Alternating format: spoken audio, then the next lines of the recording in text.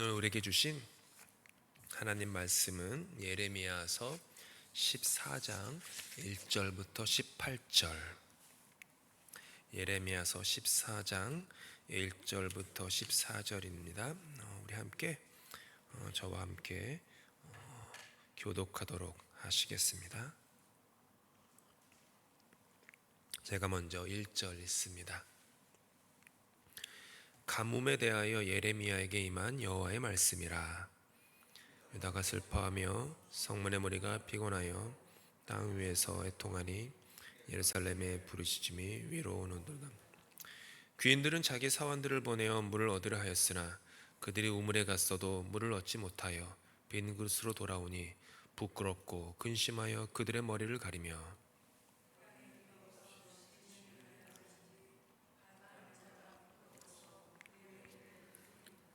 들의 암사슴은 새끼를 낳아도 풀이 없으므로 내버리며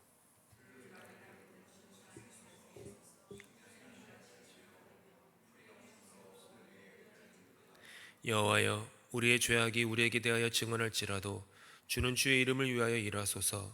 우리의 타락함이 많으니이다. 우리가 주께 범죄하였나이다.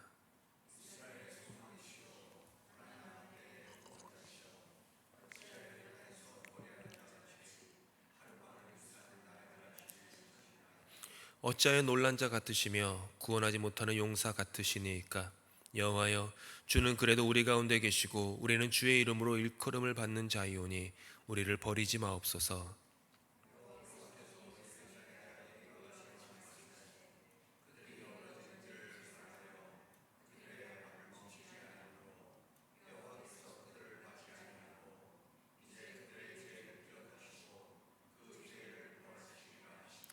여호와께서 또 내게 이르시되 너는 이 백성을 위하여 복을 구하지 말라.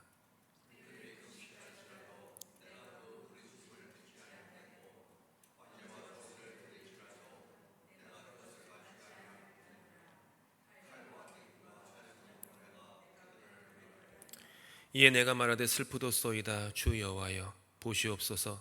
선지자들이 그들에게 이르기를 너희가 칼을 보지 아니하겠고 기근은 너희에게 이르지 아니할 것이라. 내가 이곳에서 너희에게 확실한 평강을 주리라 하나이다.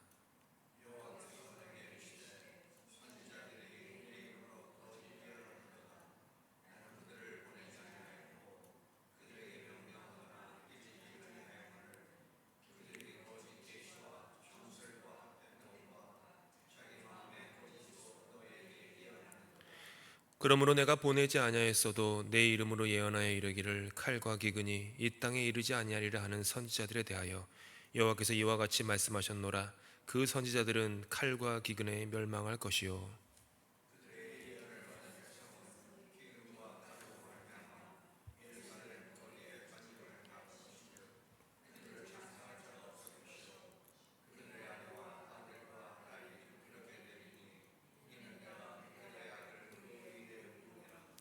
너는 이 말로 그들에게 이르라. 내 눈이 밤낮으로 그치지 아니하고 눈물을 흘리리니 이는 처녀딸 내 백성이 큰 파멸 중한 상처로 말미암아 망함이라.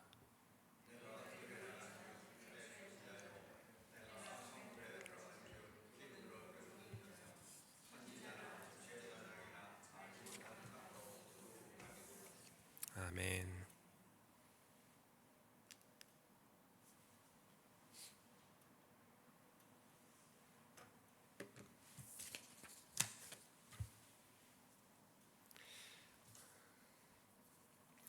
인생은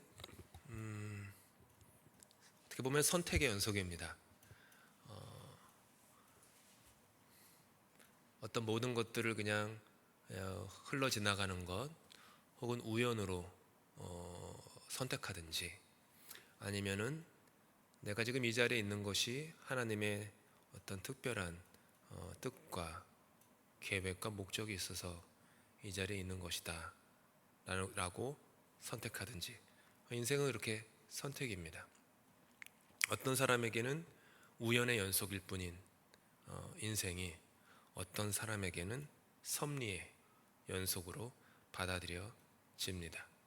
그만큼 인생은 선택입니다. 오늘 우리가 이 자리에 모인 것은 적은 인원이 모였지만 하나님의 특별한 의미와 목적과 뜻이 있다고 저는 믿습니다. 저는 이 공간에서 울려 퍼지는 말들이 중요하다고 저는 늘 생각하며 목회합니다. 제가 이 강단에서 하는 말, 우리가 내려가서 하는 말, 그 말 하나하나가 그냥 이렇게 휘발되는 것이 아니라 이 공간을 그 말들이, 그 말에 담긴 우리의 뜻, 우리의 정신, 우리의 어떤 마음들이 이렇게 우리를 휘감고 있습니다. 이 공간에는 어떤 말, 어떤 단어를 하느냐가 무척 중요합니다. 가정도 마찬가지죠. 가정에서 나오는 말들이 힐난하거나 비난하거나 비교하거나 근심하거나 걱정하거나 그런 말들로 가득하면 그 가정은 그런 그 영성, 그 정신, 그걸로 가득할 수밖에 없습니다. 그때 선포를 하는 것이죠. 그곳에 있는 우리 가정이건 교회라는 이 공간이건 하나님의 뜻, 하나님의 계획, 하나님이 하실 수 있는 것, 그런 것들을 선포함으로 또 말함으로 공간의 그 정신이 바뀝니다. 오늘 우리가 이 자리에 모여서 함께 앞으로 3주 동안 정체성 시리즈 갖고 볼 텐데 그것도 특별한 목적과 뜻이 있다고 저는 생각합니다. 예배 드리기 전에 기도하면서 하나님, 우리 교회가 정말 선지자적인 교회가 되기를 소망합니다. 제가 이렇게 이제 무슨 말인지 잘 이해 못하실 수도 있어요. 설교를 들으면은 나중에 목사님이 뜻이구나 이렇게 이해하실 겁니다. 그런 간절한 기도가 제 안에 있었습니다. 그래서 이번 주에는 선지자로서의 정체성을 볼 거고, 다음 주에는 제사장으로서의 정체성을 볼 것이고, 세 번째 주에는 왕으로서의 정체성을 살펴볼 것입니다. 제 말이 아닙니다. 성경에 나오는 말입니다. 너희는 선지자요, 제사장이요, 왕이다. 그렇게 부르셨다라고 하는 거기에서 그 의미를 저는 선지자 아닌데요, 뭐 이렇게 대부분 그렇게 생각합니다. 저는 제사장도 아닌데요, 뭐 제사장이랑 제일 가까운 사람이면 목회자 정도겠죠. 저는 그냥 평신도인데요, 이렇게 대부분 생각하죠. 저는 왕이 아닌데요, 저는 머슴인데요, 뭐 이렇게 생각하면서 살 수 있습니다. 근데 하나님은 우리를 이런 정체성을 가진 존재로 부르셨습니다. 너희는 선지자다. 교회도 마찬가지입니다. 너희 교회는 선지자 교회다. 너희 교회는 제사장 교회다. 너희 교회는 왕된 교회다. 근데 이거를 이제 어떤 의미인지를 보도록 하면 그 의미가 더욱더 풍성해지리라 생각해. 오늘 첫째 시간 선지자인데요, 하나님은 저와 여러분을 선지자로 부르셨습니다. 이걸 믿으셔야 합니다. 뭐 믿지 않으셔도 상관없습니다. 이건 진리입니다. 하나님은 우리를 선지자로, 교회를 선지자로 부르셨습니다. 그것은 저와 여러분에게 성경에 있는 이사야, 뭐 예레미야, 에스겔, 이런 어떤 그 특별하고 각별한 어떤 영적 능력, 권능을 소유해서 아주 탁월하게 말씀을 선포하던가, 아니면 막 기적을 일으키던가, 막 장차 일어난 일을 막 예언하든지 그런 일을 하라는 부르심은 아닙니다. 흔히들 선지자를 뭐 미래에 대한 어떤 예언 정도로 생각하는데, 성경이 원래 얘기하는 선지자는 그런 게 아닙니다. 부르심인데요, 이것은 부르심인데, 부르심은 역할과 기능에 대한 것 이전에 삶에 대한 것입니다. 부르심은 삶입니다. 내가 어떤 기능을 하고 어떤 펑션을 한다, 이런 것이 중요한 게 아니라 그냥 삶입니다. 나의 영혼에 깊게 배인 것이 삶 속에서 그냥 자연스럽게 툭툭 흘러나가는 것입니다. 기능으로, 역할로 생각하면요, 내가 그 기능을 담당하는 장소에 있을 때에만 그 역할을 합니다. 그렇죠.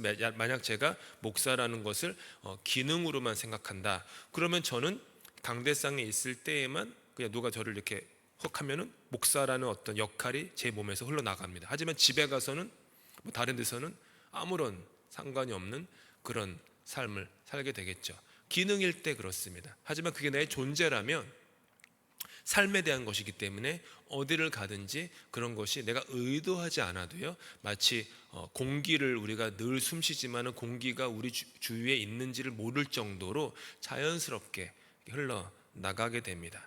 삶이기 때문에 그래서 정체성입니다. 그래서 제가 시리즈 제목을 뭐로 할까 하다가 정체성으로 얘기한 겁니다. 부르심은 삶이고, 삶이기 때문에 결국은 정체성에 대한 것입니다. 나의 내면에서 오랜 시간을 걸쳐서 형성된 것입니다. 내가 무엇을 하건 무엇을 하지 않건 자연스럽게 내 안에서부터 흘러나가는 것입니다. 직책에 따른 정체성은 나의 위치가 모든 것을 결정하죠.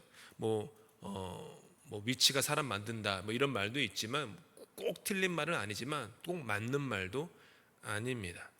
존재에서 나오는 정체성은 나의 포지션에 의존하지 않습니다. 생각해 보십시오. 제자들과 3년 동안 예수님께서 동행하셨습니다. 한번 제자들과 성경 지식이 별로 없어도 그래도 어렴풋이 아실 겁니다. 예수님이 3년 동안 제자들과 다니시면서 제자들에게 가르치신 것이 그들의 역할 분담이었습니까? 직책이었습니까?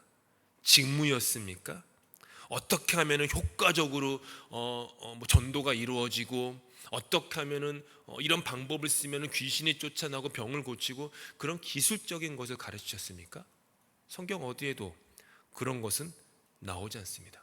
이렇게 하면 사람들이 좋아해서 더 많이 너희들을 따를 것이다, 그런 방법도 가르치지 않으셨습니다.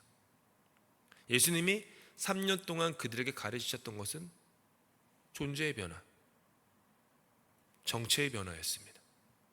그거 가르치신 겁니다. 머리가 아닌 가슴의 변화, 삶의 방법이 아닌 삶 자체의 변화, 그것을 주님께서는 그들에게 가르치셨고 기대하셨고 그들을 위해 그래서 죽으셨고 부활하셨습니다. 약속하신 성령을 예수님께서 승천하신 후에 120명의 성도들이 다락방에 모여서 기도하던 중에 한 사람 한 사람 머리 위에 작은 불꽃이 임함으로 성령이 임합니다. 이번 주가 성령 강림절입니다. 그렇게 성령이 임하죠. 그런데 성령이 임해가지고 되어진 일이 아무 일자 무식인 갈릴리 120명이 갑자기 성령을 받으니까 행정 능력이 생기고 교회는 이렇게 운영하는 거다라고 하는 그런 개척하는 아이디어가 떠오르고 그런 거 아니었습니다. 경영 능력, 노하우, 기술, 그런 것들이 성령님이 그들에게 전수하신 것이 아니었습니다. 성령님이 임함으로 그들에게 일어난 것은 존재의 거듭남이었습니다. 정체성의 거듭남이었습니다. 어떻게 보면 더 깊고 존재적인 어떤 뒤집어짐이었죠. 언제나 주님은 그렇게 일하십니다. 마틴 루터 킹 주니어 목사님이 흑인 해방 운동을 미국에서 전개할 때 그와 함께 그 옆자리에서 흑인 해방 운동을 했던 유대인이 있었습니다. 그분은 또 유대인 신학자이고요. 그리고 매우 탁월한 성서 해석자였습니다. 그분의 이름이 아브라함 햇셀, 들어보시지는 못했을 겁니다. 아브라함 햇셀 혹은 아브라함 헤쉘 이렇게 얘기하는데 오래전에 작고하셨지만 아주 탁월한 그 유대인 신학자였는데 그분이 쓴 아주 유명한 책들이 많아요. 근데 그분이 쓴 책 중에 선지자란 혹은 예언자, 선지자라는 책이 있는데 그 책 서문에 선지자는 누구인가를 아주 명료하게 얘기합니다. 이렇게 되어 있어요. 제가 읽어드리면 이렇습니다. 예언의 중요성은 메시지 자체뿐만 아니라 선지자가 증인으로서 하나님의 말씀을 듣게끔 하고 하나님의 뜻을 나타내고 하나님 속의 생각을 나타내는 기능에 있다. 선지자가 된다는 것은 하나님의 느낌과 교류하고 서로 하나가 되고, 그러니까 하나님과 하나가 된다는 거죠. 하나님의 의식을 경험하는 사람이어야 하고, 선지자는 하나님의 음성을 듣고 세상을 바라보되 하나님의 관점에서 바라보는 사람, 이게 선지자라는 거예요.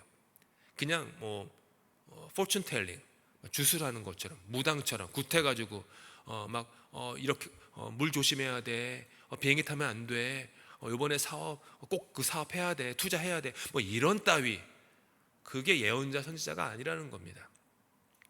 주술사가 아니에요. 선지자는 말의 능력이 탁월해가지고 사람들을 설득하는 선동가가 아닙니다. 선지자는 이거예요. 선지자는 하나님의 의식 속으로 들어가는 사람. 이걸 꼭 기억하셔야 합니다.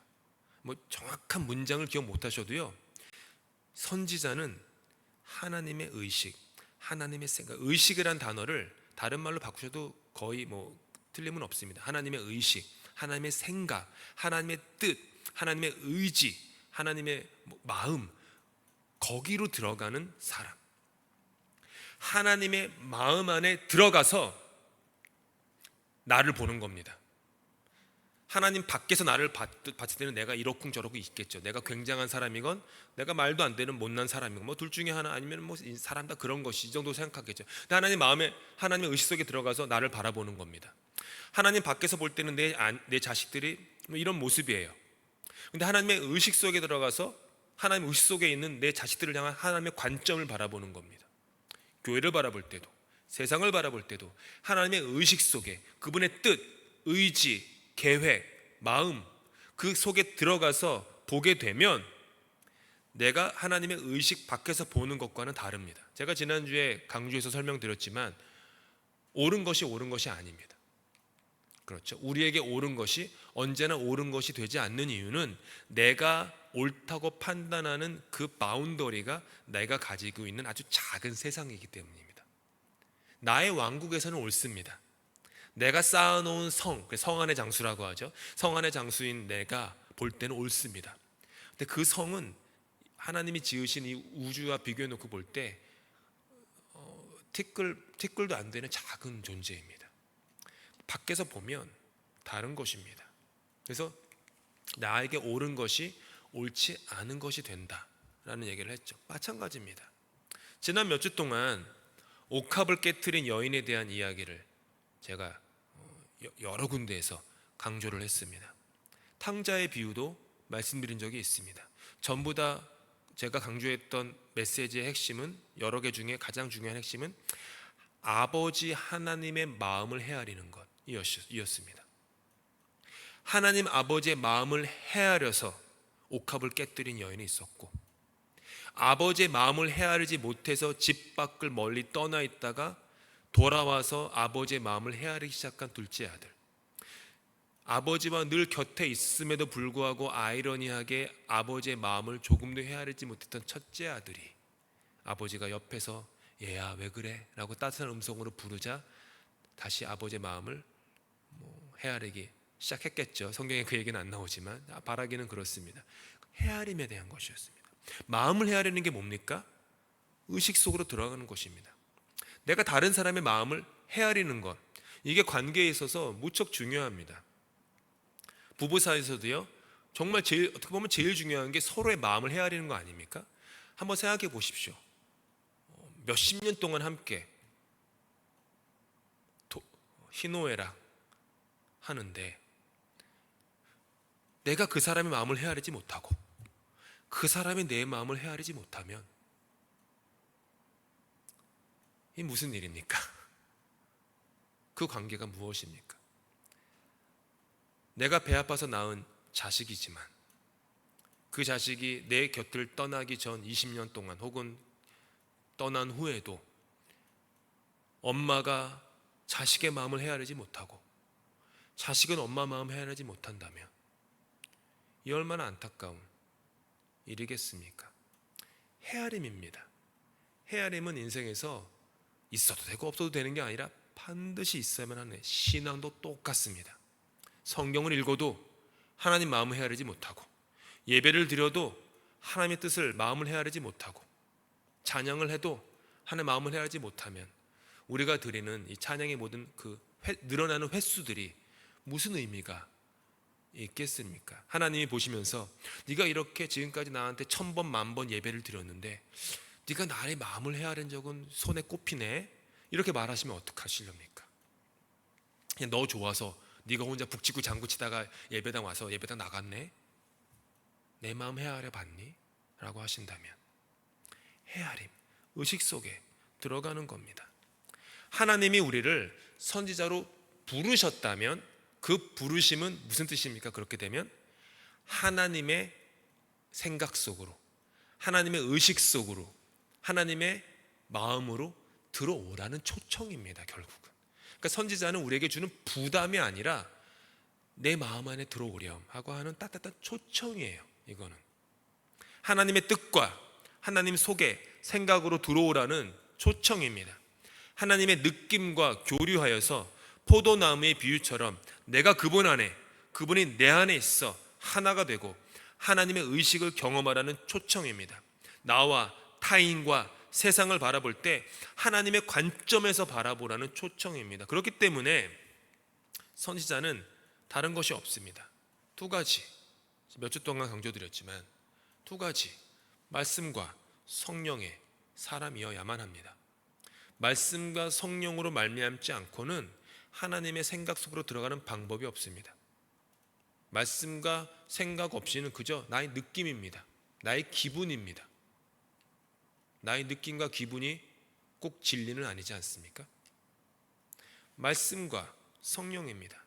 말씀의 사람이 되지 않고는 절대 선지자의 정체성을 가질 수가 없습니다. 여러 번 강조하지만 말씀은 단순히 글자나 문자가 아니라 하나님의 스피릿, 하나님의 정신입니다. 하나님의 의식입니다. 말씀의 사람이 된다는 것은 곧 하나님의 마음과 깊은 교류를 한다는 것입니다. 가끔 근데 이것을 엇나가는 분들이 있어요. 결혼 전에 아는 분이 저를, 여자분인데 저보다 몇 살 많은 여자분이셨는데 제 아내 아는 분이었는데 제 아내가 같이 식사를 하다가 제 아내가 갑자기 생각나서 설교는 없는데 나갔는데 화장실 가는 സമ에 그분이 갑자기 저한테 예언을 하시는 거예요. 형제님 이러면서 형제님 보니까 무슨 말을 막 하시는 거예요. 제가 지금 기억도 하나도 안 납니다. 제 속에 들었던 것은 저분이 나를 얼마나 보셨다고 내 앞날을 예언하시는지 모르겠으나 과연 그 예언이 말씀과 성령으로 말미암은 것인지 아니면 다른 것에서 말미암아 이렇게 해주는 것인지 별로 귀담아 듣지 않았습니다. 그런 얘기는 저는 별로 귀담아 듣지 않습니다.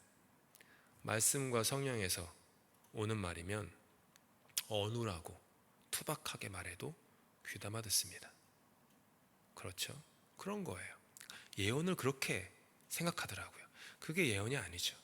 하나님의 의식 속에 들어가서 하나님의 생각으로 말하는 것이고, 내가 하나님의 의식에 들어가기 때문에 하나님은 그 사람을 사랑하고 존중하기 때문에 내가 함부로 그 사람에 대해서 당신은 이렇군 저렇군 하고 그렇게 말하는 것은 어떻게 보면 어뷰즈하는 것입니다. 그 사람을 그 자리에서. 그렇죠. 내가 그 사람을 어뷰즈하는 줄도 모르고 어뷰즈하고 있는 것이죠. 그렇게 누르면 안 됩니다. 그러니까 하나님의 의 속에 들어간 건 그런 것이죠. 이것을 흔한 말로 뭐라고 합니까? 그러니까 말씀의 성경의 글자에 담긴 하나님의 의식 속에 들어가서 되는 것을 결국 깨달음이라는 말로 주로 씁니다. 깨달음. 성령의 감화와 감동으로 깨달음을 얻습니다. 성령의 도우심으로 말씀에 담긴 하나님의 의식을 깨달을 때 나는 나 자신과 타인과 사회를 보다 바르게 바라보고 해석할 수 있습니다. 이런 의식적인 영적 여정이 없으면 대부분의 신앙의 여정은 기복주의 신앙으로 빠지게 됩니다. 기복주의 신앙, 모든 것들의 그 그라운드가 어떤 그런 부분, 느낌, 감정, 기분 이런 것으로 갑니다. 감정 좋을 땐 괜찮습니다. 기분 좋을 때는요 교회 다닙니다. 느낌 좋을 때는요 살과 피라도 해가지고 헌신하고 싶습니다. 하지만 인생이 어떻게 그렇기만 합니까? 인생이 어떻게 태양빛 푸른 초장 쉴만한 물가만이 어떻게 인생입니까? 사망의 음침한 골짜기도 인생입니다. 사망의 음침한 골짜기에 내려가면 느낌과 감정과 기분에 기반한 신앙은 반드시 무너지게 되어 있습니다. 진리의 말씀과 성령의 깊게 뿌리내린 그런 인생은 푸른 초장 쉴만한 물가를 걸을 때는 주님을 찬양하고, 사망의 음침한 골짜기를 걸을 때에는 주님께 인내하며 기다리며 기도하는 사람이 됩니다. 그런 것이에요. 신앙은. 교회도 그렇습니다. 교회가 기분과 느낌과 감정에만 휘말려가지고 막 이러면은요 그건 금방 무너집니다. 금방 무너집니다.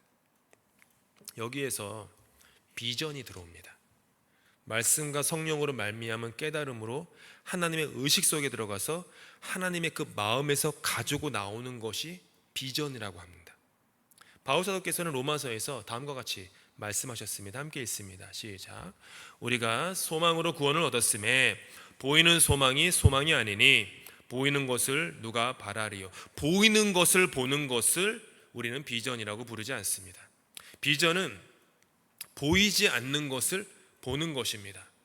뭐죠? 결국 하나님의 의식 속으로 들어가 내가 살고 있는 내 인생의 참모습을 보고 내 인생의 현실 모습 너머에 휘감고 있는 또 다른 하나님의 현실을 보는 것입니다. 아브라함은 하나님의 백성이 이 땅을 가득 채울 것이라는 보이지 않는 비전을 가졌습니다. 그게 아브라함이 믿음이 좋아서요? 아니, 하나님이 그에게 주신 것이고 아브라함이 하나님의 의식 속에 들어가서 마치 광물을 캐내듯이 캐가지고 갖고 나온 꿈이었습니다. 세상을 향한. 요셉은 삶의 밑바닥에서 모든 이들이 주님을 인정하는 비전을 가졌습니다. 모세는 노예의 현실에서 해방과 자유의 비전을 가졌습니다. 갈렙은 두려운 적의 존재 앞에서 하나님의 능력의 비전을 보았습니다. 바울은 고립과 차별의 흑암 속에 있는 이방인의 현실 속에서 그들을 향한 하나님의 구원의 손길을 보았습니다. 이사야, 예레미야, 에스겔만이 아니라 이들 모두가 성경에 나오는 하나님의 사람들 모두가 결국은 다 선지자였던 것입니다. 하지만 현대사회와 현대교회에서 이 비전이라는 단어는요, 너무 심각하게 많이 사용된 나머지 왜곡되고 오용되고 있습니다. 많은 경우 비전은 나의 욕망과 나의 야망을 다른 말로 표현하는 수준이 되어버렸습니다. 가만히 들어보면 청년들과 상담학원에서 비전이라고 얘기를 해요. 가만히 들어보면 그게 욕망인데, 그게 야망인데, 정작 자기의 욕망, 자기의 야망인데 그것을 하나님의 비전이라고 말합니다. 때로는 탐욕조차도 하나님의 비전이라고 말할 때가 있습니다. 하나님의 의식 속에는 욕망도 야망도 탐욕도 없습니다. 비전은 없는 것을 있는 것 같이 보는 것입니다. 그런데 없는 것을 있는 것 같이 되게 하는 분은 하나님입니다. 그래서 우리는 하나님을 뭐라고 부릅니까? 창조주 하나님이라고 부릅니다. 우리는 창조주가 아닙니다. 그렇기 때문에 우리는 없는 것을 있는 것까지 하지 못합니다. 따라서 비전은 하나님으로부터 오는 것입니다. 창조주로부터 오는 것입니다. 내가 인위적으로 만들어내는 것이 아닙니다. 너무 극적인 예를 들어서 죄송하지만 히틀러에게 비전이 있었을까요? 없었을까요? 히틀러에게는 비전이 있었습니다. 비전이 있었어요. 그의 비전은 뭔지 아십니까? 게르만 민족의 우수성을 전 세계에 퍼뜨려 우수한 인류만 지구에 남겨두어 세상의 발전을 도모하겠다라는 비전. 기독교가 아닌 것들은 이 세상에서 다 지우겠다라고 하는 비전. 그 비전이 있었습니다. 그리고 히틀러의 비전은 인류 역사에 씻을 수 없는 상처로 남았습니다. 만약 히틀러에게 비전이 없었다면 인류는 지금보다 훨씬 나은 인류가 되어 있을 것입니다. 그의 비전은 하나님의 비전이 아닌 자신의 욕망과 야망과 탐욕이었습니다.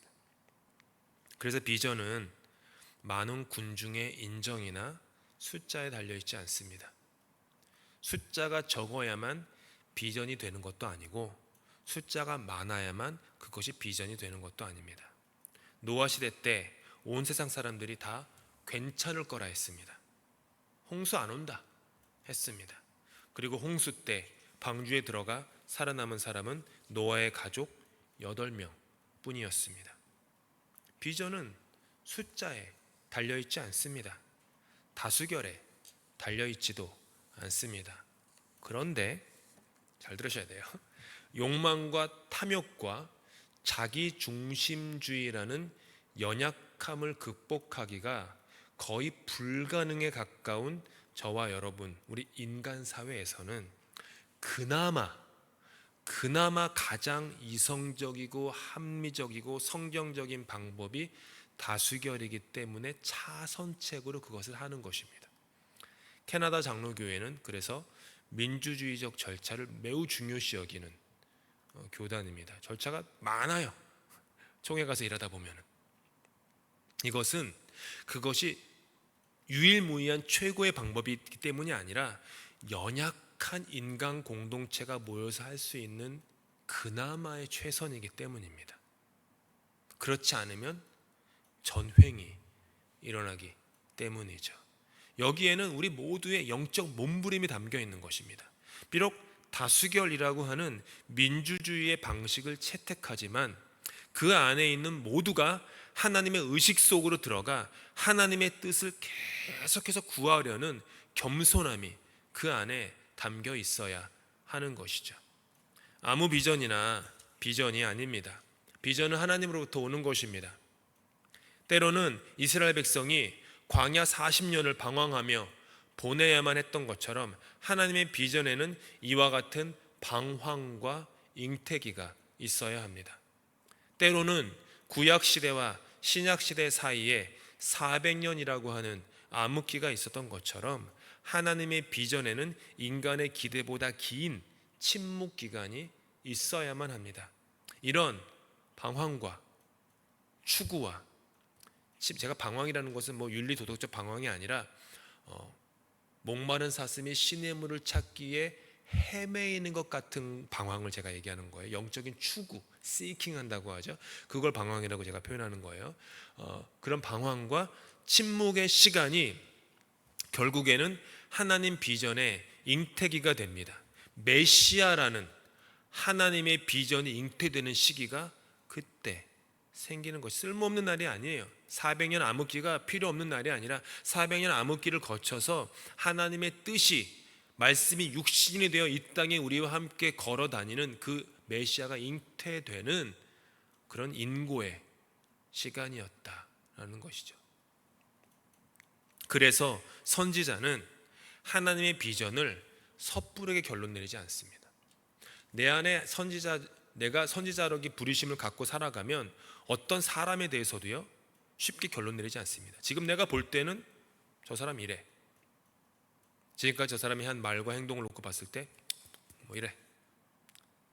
근데 하나님의 의식 속에 들어가면 하나님의 생각은 조금 다를 것입니다.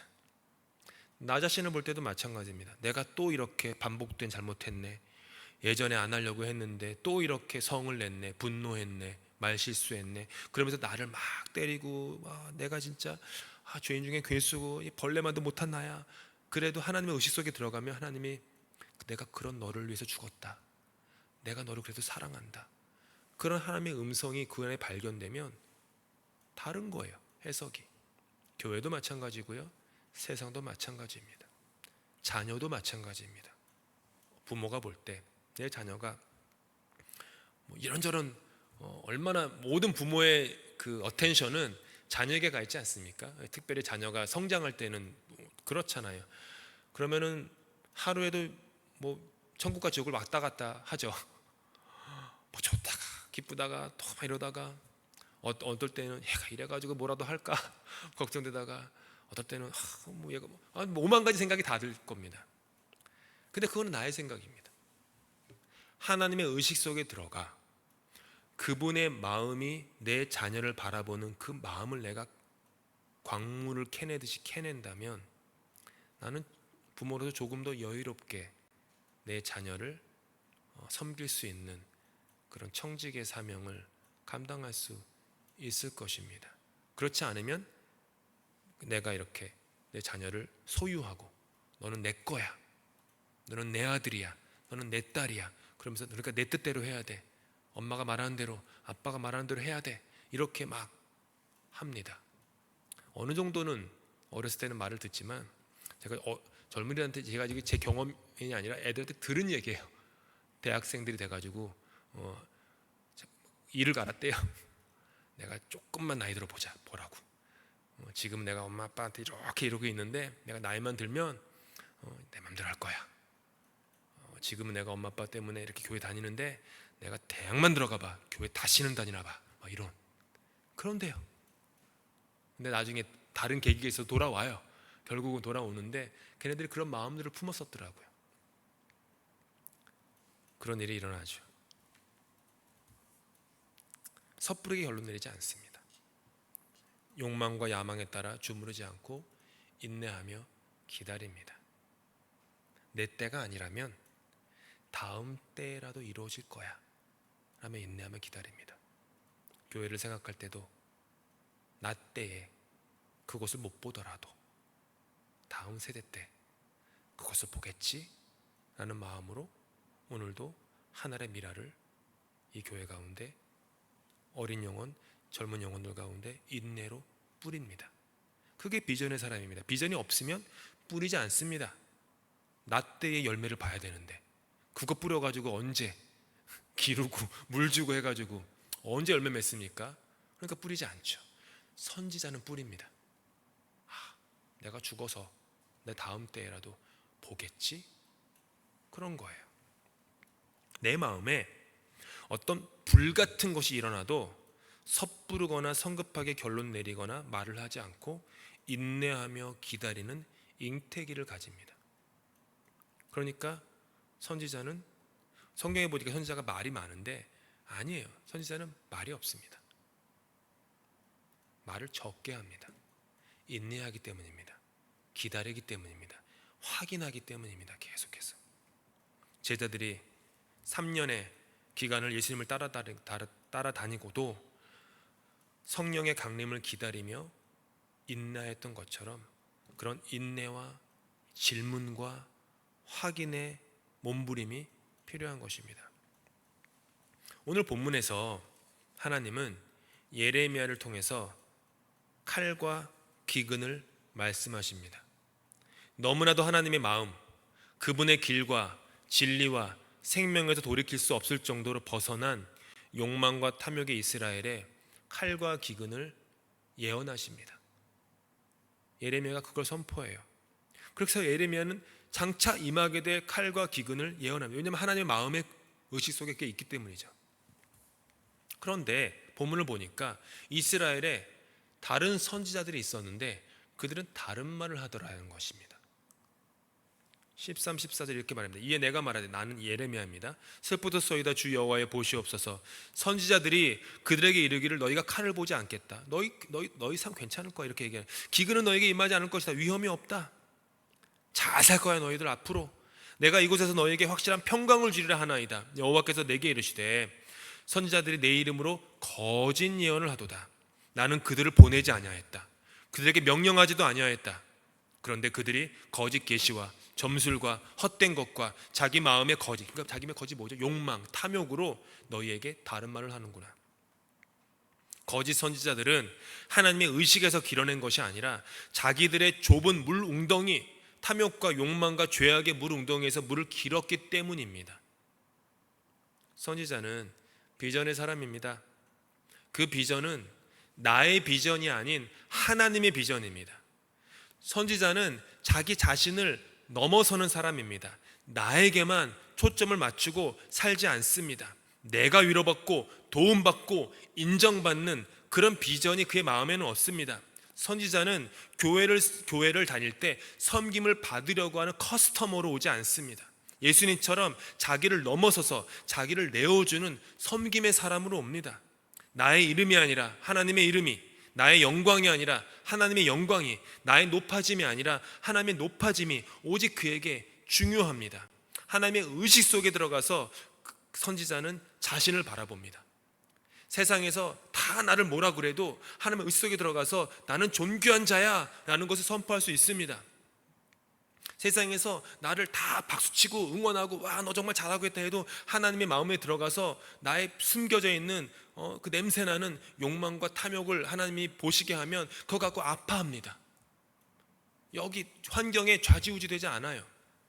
선지자는 타인도 그렇게 봅니다. 내 자식을, 내 아내를, 내 남편을, 내 친구를, 다른 교인들을, 직장 동료들을 그냥 이렇게 나의 눈, 나의 생각으로만 바라보지 않고 하나님의 의식 속에서, 하나님의 마음에서 그들을 바라보는 의식적인 훈련을 합니다. 말씀으로. 내 마음은 그 사람을 향한 내 마음은 이런데 하나님 마음도 그런 건가? 계속 질문하는 겁니다. 성경 말씀이 그런 건가? 질문하는 겁니다. 그런 과정을 거치기 때문에 잠잠하고 인내하고 한 번 더 생각하고 두 번 더 생각하고 세 번 더 기도하는 곳입니다. 교회를 생각할 때도 그렇습니다. 이 교회가 이 런던에 있을 때 하나님의 의식 속에 들어가 그분의 마음과 뜻과 의지와 그분의 열심과 계획을 헤아려서 이 교회가 이곳에 있음으로 말미암아 세상에 하나님의 그런 의식을 전파하고 선포할 수 있는 교회가 된다면 이 교회는 선지자입니다. 세상에서 거짓과 부정과 욕망과 탐욕으로 가득한 세상 속에 사랑과 희생과 용서와 자비와 그런 것들을 선포하는 교회가 된다면 그것은 이 교회가 선지자적인 역할을 감당하고 있는 것입니다. 밖에서 어떤 모습의 아이들이 오든지 간에 품어주고 사랑하고 기다려주고 야, 너 정말 잘한다 응원해주고, 학교에서는 그 아이들이 어떤 평가를 받을지 모르지만 적어도 교회에서는 지지해주고 응원하고 기도해주고, 내 자식은 아니지만 그래도 기도하고 내가 늘 너와 함께 응원해, 이런 마음으로 하는 것입니다. 그게 선지자입니다. 그렇게 하나님의 마음속에 들어가서 세상을 바라보면 사랑하는 사람이 될 것입니다. 아무쪼록 우리 모두가 이와 같은 선지자가 어려운 게 아닙니다. 하나님의 그 마음속에 들어가 하나님의 생각을 이렇게 깨닫고 하나님의 그 마음으로 나와 타인과 그 세상을 바라볼 수 있는 그런 말씀과 성령의 사람과 교회가 될 수 있기를 예수님의 이름으로 축복합니다. 아멘.